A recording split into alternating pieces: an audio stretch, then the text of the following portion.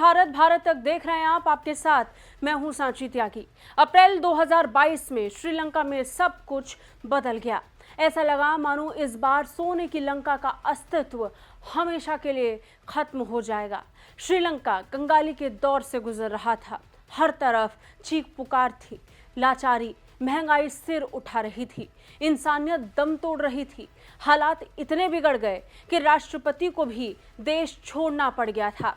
और इस मुश्किल वक्त में श्रीलंका को बचाने के लिए भारत ने दोस्ती का हाथ फिर एक बार बढ़ाया। ये दोस्ती अब भी है और कायम है, लेकिन एक शंका फिर एक बार भारत के दरवाजे पर दस्तक दे चुकी है। इन तस्वीरों ने और इस मुलाकात ने सारे पुराने सवालों को फिर से ताज़ा कर दिया। सवाल कि क्या फिर से श्रीलंका चीन के जाल में फंस जाएगा? श्रीलंका के राष्ट्रपति अनुराग कुमार दिसानायक 4 दिवसीय दौरे पर चीन पहुंचे थे। दौरे तक तो सब ठीक था, लेकिन चीन की तरफ से श्रीलंका के राष्ट्रपति को दिया गया ऑफर भारत को असहज जरूर कर सकता है। चीन के कर्ज के जाल में पहले से फंसे श्रीलंका के लिए मानो चीन शिकंजा कसने की तैयारी कर रहा हो। श्रीलंका के राष्ट्रपति दिसानायके की चीनी राष्ट्रपति जिनपिंग के साथ हुई मुलाकात के दौरान दोनों देशों के बीच आपसी संबंधों को लेकर चर्चा हुई। इस दौरान दोनों देशों ने आपसी सहयोग को और गहरा करने की बात कही।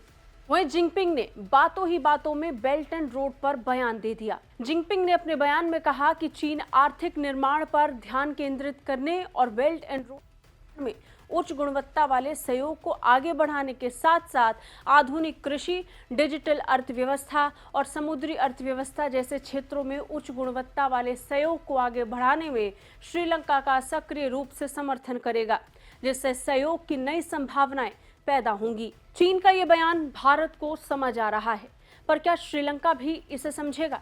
चीन श्रीलंका को जकड़ने के लिए फिर एक्टिव होता दिखाई पड़ रहा है।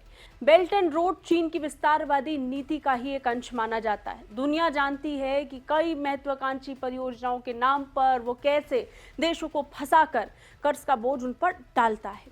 श्रीलंका मौजूदा समय में चल रही कुछ जरूरी परियोजनाओं का अगर जिक्र करें तो इसमें सूची लंबी है। चीन का इस पर असर साफ दिखाई पड़ता है।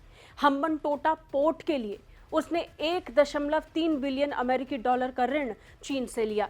कोलंबो कटुनाइके एक्सप्रेसवे के लिए 248 मिलियन अमेरिकी डॉलर का ऋण श्रीलंका ने चीन से लिया। दक्षिणी एक्सप्रेसवे के लिए 1.5 बिलियन डॉलर का ऋण लिया है। नोरोचोलाई पावर स्टेशन के लिए 1.3 बिलियन अमेरिकी डॉलर का ऋण लिया।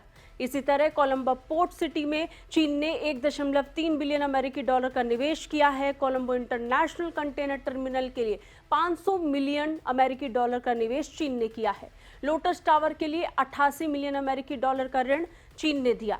जल आपूर्ति परियोजना के लिए 400 मिलियन अमेरिकी डॉलर का ऋण चीन ने दिया। मटारा काटरगामा रेलवे लाइन के लिए 278 मिलियन अमेरिकी डॉलर का ऋण चीन ने श्रीलंका को दिया है। श्रीलंका में कंगाली के यूं तो कई कारण थे, लेकिन 2 सबसे बड़े कारण कोविड और चीन थे। कर्ज और विकास के नाम पर और कर्ज श्रीलंका ने लिया। श्रीलंका को ये तोड़ता गया। श्रीलंका के हाथ से उसका खुद का देश छूट रहा था। चीन ने भी उसको कोई मदद नहीं की और ऐसे में भारत ने आगे आकर उसकी मदद की। श्रीलंका को एहसास हुआ, गलती सुधरने लगी, वो भारत के करीब आया। हालांकि अब फिर सवाल उठेंगे कि श्रीलंका अब आगे क्या करेगा, जब चीन के राष्ट्रपति सामने से ऐसे बयान दे रहे हैं। श्रीलंका जो करेगा उस पर भारत का क्या रुख होगा, ये भी बड़ा सवाल होगा। आपको क्या लगता है? कमेंट करके हमें ज़रूर बताएं। जय हिंद।